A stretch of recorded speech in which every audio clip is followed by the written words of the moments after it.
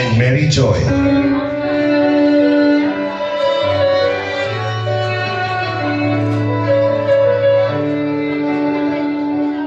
Our veil sponsor and Bible bearer, we have Mr. J and Jezebel. Wow! Kaya pala nagpapogi si Mr. J.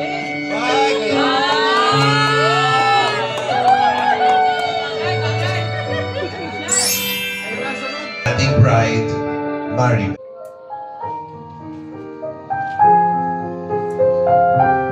Wow, ganda ni Maria.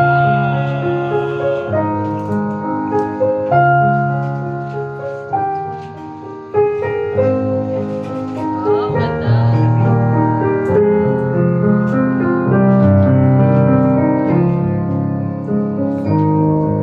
Wow, ganda.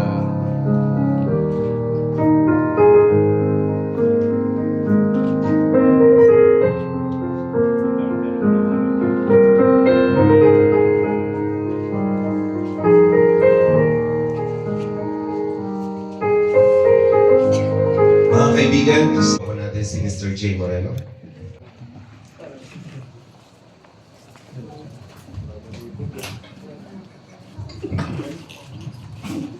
Tayo po'y manalangin sa ngalan ng Ama, ng Anak, at ng Espiritu Santo. Ama naming Diyos, nagpapasalamat kami sa hapong ito, sa kung saan, Panginoon, narito po ang bawat isa po sa amin upang sama-samang saksihan ang gagawin mong pag-isang dibdib kay Christopher at kay Maribel. Padalangin po namin, O Diyos, ang iyo pong pagsama. Ikaw po ang magpalak sa lahat ng naririto. At ngayon pa lang, Lord, ay pinapasalamatan na namin ang tagumpay sa pag-iisang dibdib, Panginoon, ni Christopher at Maribel sa gabing ito o sa araw na ito. Marami pong salamat. Ito ang aming panalangin hiling sa pangalan ng Panginoong Hesus, sa ngalan ng Ama, ng Anak, at ng Espiritu Santo. Amen. Amen. Kasal. Ang tao. Sino po yung pinatulog ng Diyos? Si Adan. Samantalang nahihimbing, kinuha niya ang isang tadyang at pinaghilom ang laman. Verse 23 po, at sinabi ng lalaki, sa wakas, narito ang isang tulad ko, laman ng aking laman at buto ng aking buto.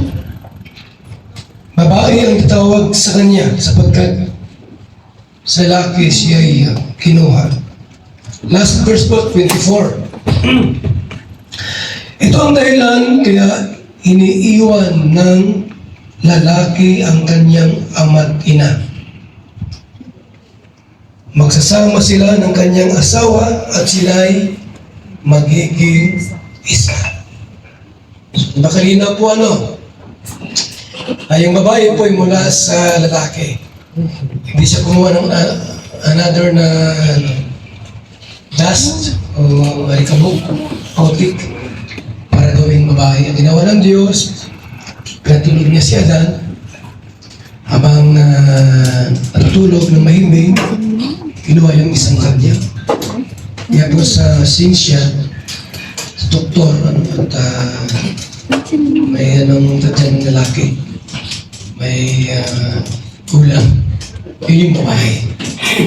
So, sa verse 24 po, ito ang dahilan kung bakit po iniiwan ng lalaki ang kanyang ama't ina upang magsama sila ng kanyang asawa at sila'y magiging isa. Ang kasal po, wedding is a one-day commitment. But marriage is a lifetime commitment. Tandaan po natin yan.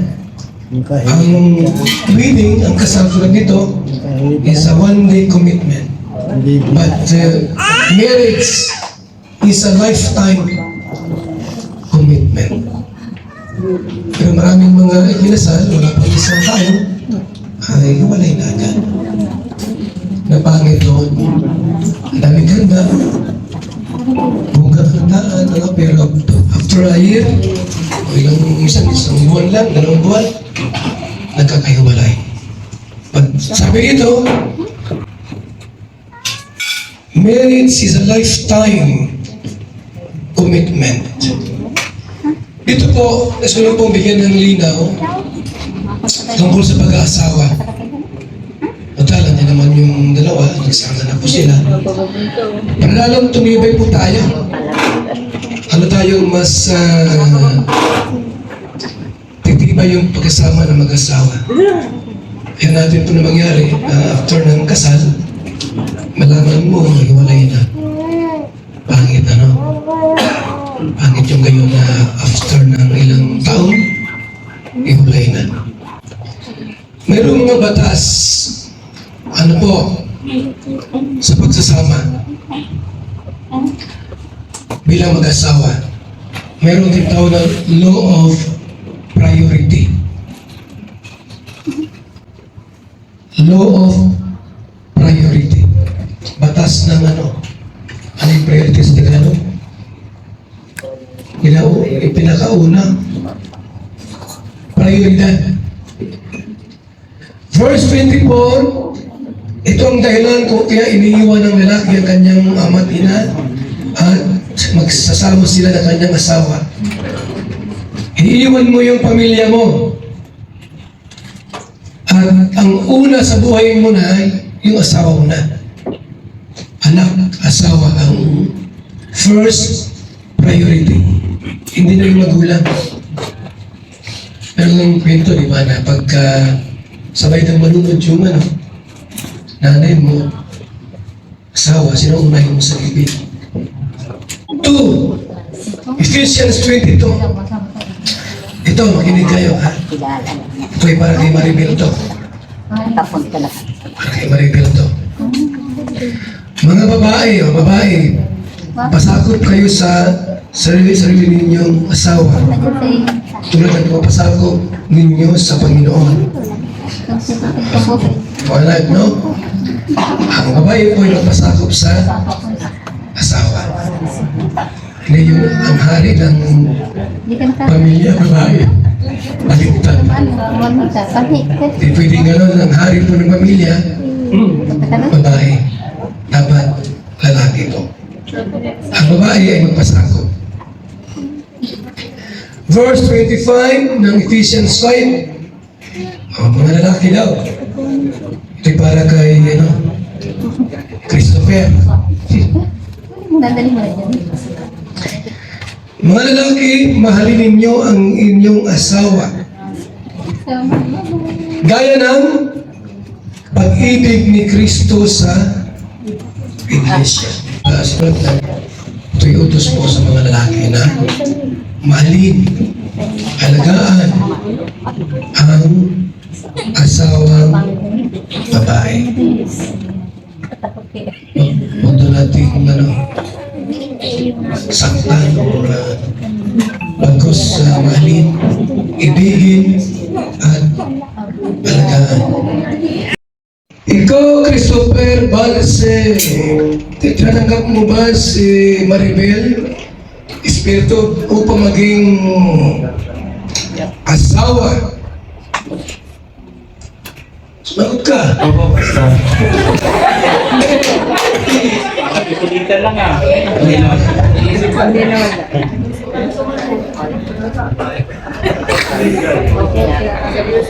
Ha? Maano ka rin opo. Pag hindi. Iwan na gano'n.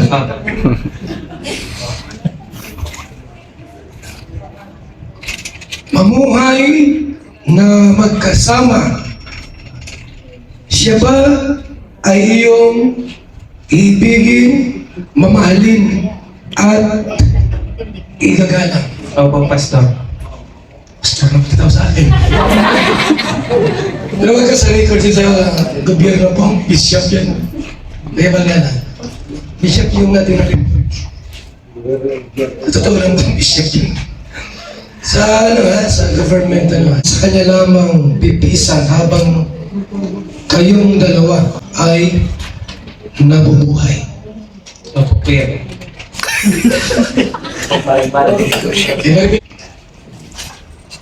Natanggap mo ba si Christopher upang maging asawa?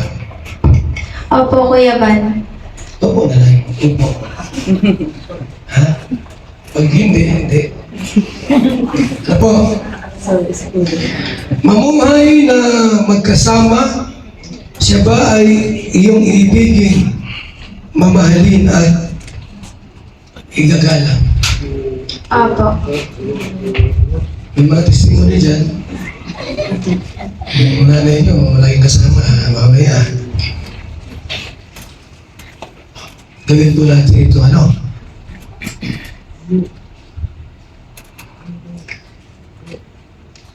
Sa sakit at kalusugan, tanging sa kanya lamang pipisan habang kayong dalawa ay mabubuhay. Opo. Okay.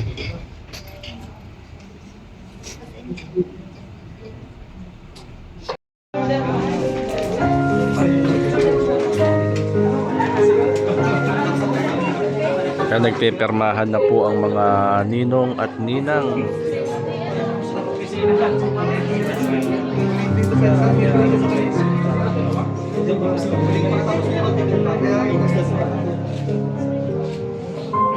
Okay, dito na po. Next po. Pagmamahalan, pag-ibig, Panginoon, ang maghari sa mag-asawang ito, Panginoon. Kay Christopher Balse at kay Maribel, Panginoon. Magmahalan sila, Panginoon, ng lubusan. Kung mayroon man sila mga problemang kinakaharap o kakaharapin, Panginoon, ayaw niyo po na ito ay dilipas din, Panginoon. At sila po yung tatagumpay, Panginoon, sa iyong sa buhay nila bilang mag-asawa. Lord, ang kapayapaan niyo po ang siyang dumaloy, ang pagkapalang material, physical, spiritual, Panginoon, ang siyang maghari sa mag-asawang ito. At ngayong gabi, Panginoon, Lord, mula sa Calis Basilican Church at ang Pilipinas, Panginoon, Lord, sabi kong tinitika ng Panginoon, we proclaim, Panginoon, na si Christopher Balse and Maribel Balse ay mag-asawa na in Jesus' name. Amen. So wala po ngayon, sila po ay isa ng tunay at ganap na silang mag-asawa. Yan na. Congratulations sa inyong dalawa. Mag-asawa na kayo.